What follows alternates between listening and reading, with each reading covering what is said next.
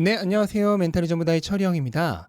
네, 오늘은 오랜만에 시장이 강하게 내린 하루였는데요. 3대 지수가 모두 하락했고 나스닥은 1% 넘는 하락을 보여줬습니다. 사실 오늘은 여러 가지 중요한 경제 이벤트가 많았고 그 결과들에 따라 롤러코스터를 보여준 하루였습니다. 우선 개장 전부터 영국이 40년 만에 최고 물가를 기록했다는 뉴스가 나오면서 프리마켓에서부터 분위기가 안 좋았고요. 영국의 소비자 물가는 1년 전 대비 10.1% 상승했는데 이것은 1982년 2월 이후 40년 만에 최고 상승률이라고 합니다. G7 중에서도 가장 높은 수치였고요. 참고로 다른 주요 국가들의 물가 상승률도 당연히 높습니다. 독일이 7.5%, 프랑스가 6.8%, 이탈리아 7.9%, 캐나다가 7.6%, 그리고 가장 최근에 미국 물가가 8.5%였죠. 미국은 바로 한 달 전에 9.1%가 40년 만에 최고 수치였습니다. 다른 나라들도 몇 년 전과 비교하냐에 따라 약간씩만 차이가 날 뿐 대부분 2차 오일 쇼크의 정점이었던 1980년대 초반 이후 40년 만에 최고 물가라고 보시면 됩니다.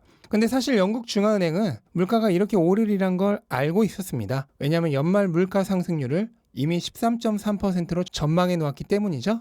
그런데 평소 영국 쪽 소식에는 전혀 관심 없던 사람들이 갑자기 40년 만에 최고라니까 화들짝 놀란 거죠. 어쨌든 이런 소식 때문에 우울한 분위기의 프리마켓이 진행되던 중 미국의 리테일 세일, 소매 판매가 전월과 동일하게 나왔다는 소식이 나왔는데요. 자라보고 놀란 가슴 소뚜껑 보고도 놀란다고 이걸 또 안 좋은 신호로 받아들이면서 장 초반을 굉장히 무겁게 시작했습니다. 소매 판매는 원래 예상치가 0.1% 상승이었는데 유가 하락의 영향으로 지난달과 변화 없는 수치를 보고했습니다. 사실 이것은 인플레이션의 하락이라는 의미도 있기 때문에 좋은 결과죠. 근데 어차피 오늘 내리기로 결정한 시장은 이걸 두고 갑자기 예상에 못 미쳤다, 예상을 하회했다라는 이상한 문구를 쓰며 결과를 폄훼했습니다. 소비자들이 인플레이션과 경기 둔화의 영향을 받아서 돈을 쓰지 않았다는 논리인데요. 그러니까 소비 심리가 위축됐다는 거죠. 하지만 전월과 소매 판매가 같았다는 것은 사실은 베스트입니다. 경기가 둔화하는 중에도 쓸 돈은 다 썼다는 거고 인플레이션이 하락하고 있어 금액적으로는 증가하지 않았다는 거니까요. 물론 자동차와 휘발유를 제외한 근원 소매 판매는 0.7% 증가하긴 했는데 그건 지난달 아마존 프라임 행사로 인해 인터넷 판매가 2.7% 증가한 영향이 더 큽니다. 어쨌든 이런저런 시장이 하락을 작정하고 만들어낸 억지 악재에도 불구하고 선경 지명이 있는 투자자들에 의해 장 중반 이후부터 회복세를 보이던 시장은 마지막 결정타죠. 7월 FOMC 회의록이 나온 이후 잠시 급등했다 다시 급락했습니다. 우선 결론부터 말하면 이것도 억지죠. 회의록에서 나온 새로운 얘기는 전혀 없었습니다. 여전히 인플레이션이 높고 이에 대처하기 위해 충분히 높게 기준금리를 인상할 필요가 있지만 어느 시점에서는 경기 둔화를 대비해서 인상 속도를 늦추는 게 적절하다는 우리가 이미 다 알고 있는 그 뻔한 내용이 적혀 있었습니다. 비록 경제 지표 등을 확인하면서 어느 시점부터는 금리 인상 속도를 늦추겠다고는 했지만 지금 당장은 인플레이션에 대응하기 위해 금리 인상을 계속해야 한다는 매파적 주장이란 건데요. 근데 뭐 이렇게 할 거란 거 모르고 있던 사람이 있나요?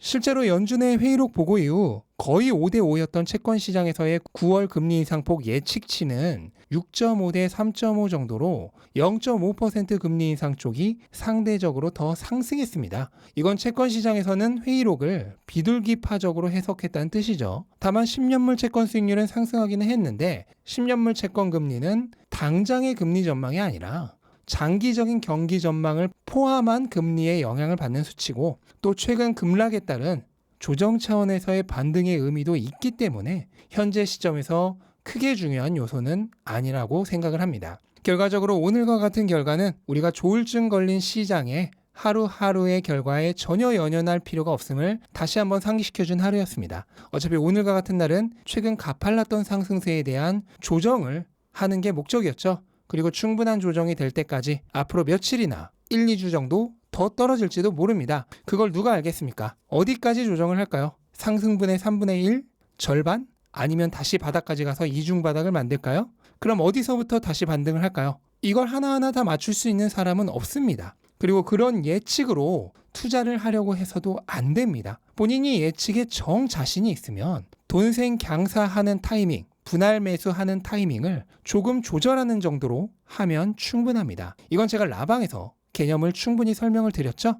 영국이 40년 만에 최고 물가라는 게 뭐가 그리 중요한 뉴스입니까? 이미 수개월 전에 미국이 40년 내 최고 물가를 기록을 했는데 유럽이라고 다를까요? 아시아라고 다를까요? 전 세계 어느 나라에서나 다 똑같이 일어나는 일입니다. 단지 타이밍이 몇 달 정도 다를 수 있을 뿐이죠. 그럼 이번에 40년 만에 최고 물가가 아니라 30년 만에 최고 물가였으면 그땐 호재였을까요? 아무 의미도 없는 노이즈로 그냥 그날그날의 감정에 따라 시장은 움직일 뿐입니다. 그리고 대형 기관 투자자들은 이런 날을 기회로 삼아 변동성을 일으킵니다. 그들에게 변동성은 생명입니다. 상방과 하방, 양쪽 방향으로 끊임없이 트레이딩이 일어나야 이익이 발생하기 때문입니다.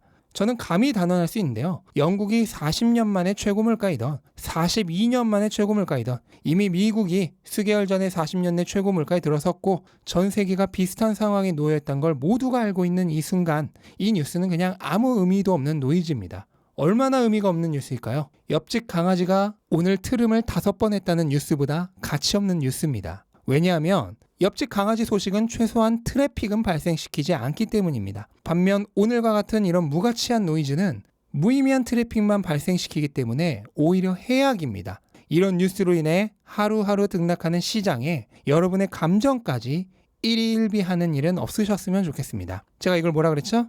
하늘의 구름 모양이 이리저리 바뀌는 것을 보면서 그냥 혼자 울었다 웃었다 하는 것만큼이나 바보 같은 짓이라고 했죠.